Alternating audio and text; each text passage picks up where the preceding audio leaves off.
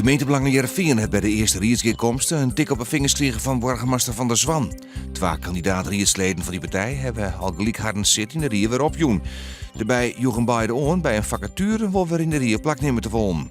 Nevens de burgemeester denken ze daarmee te licht door het ambt van riedslid. Een 24-jarige man uit Wolvengeer zou rond de nacht om het leven kwam bij een ongeluk op Kuinderwaai bij Luttelgeest.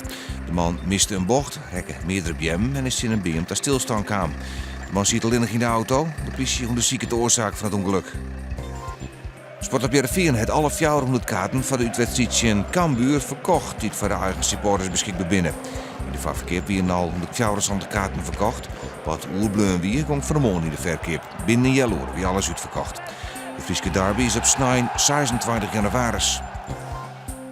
Juni is een paar buien, maar vannacht meer is droog en het wordt 6 graden. Morgen is de zinnen er nog bij, maar dan weer meer bewolking.